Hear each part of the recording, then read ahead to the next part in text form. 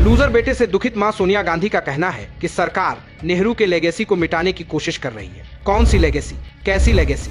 विलायती मैडम के पैरों में रहने की लेगेसी। क्या सोनिया गांधी नेहरू के उसी लेगेसी की बात कर रही हैं जब 1946 में नेहरू ने अंग्रेजों का जूनियर बनना स्वीकार किया, या फिर उस लेगेसी की जब इतिहास का पहला वोट चोरी करके सरदार पटेल को हराकर नेहरू देश के पहले पीएम बने थे? कहीं उस लेगेसी की बात तो नहीं जिसमें नेहरू ने सत्ता की लालच में मां भारती की भुजाएं काट दी थी? क्या ये वही लेगेसी है जिसमें नेहरू ने कश्मीर का हिस्सा पाकिस्तान को सौंप दिया था और लद्दाख का एक हिस्सा चीन को?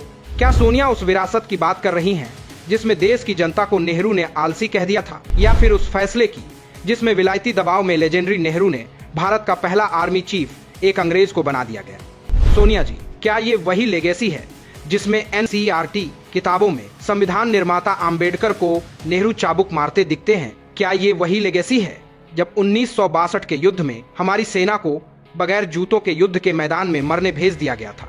या फिर वो लेगेसी जिसमें उन्होंने नेताजी बोस के परिवार पर जासूसी करवाई थी?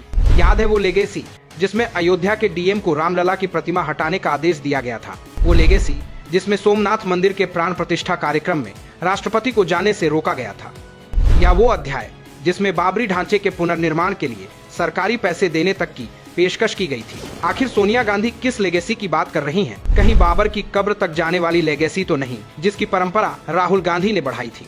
कहीं वो लेगेसी तो नहीं जिसे छिपाने के लिए सोनिया गांधी पीएम लाइब्रेरी से कुछ किताबें उठा ले गई थी? सच कहें तो अगर नेहरू की लेगेसी को कमजोर करने में किसी का सबसे बड़ा हाथ है तो वो खुद गांधी परिवार है, जिन्होंने आज तक उनका सरनेम तक नहीं अपनाया।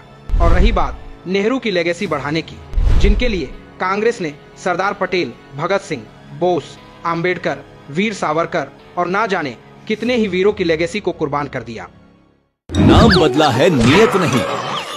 महाठग बंधन की जरूरत नहीं। आज ही लें संकल्प।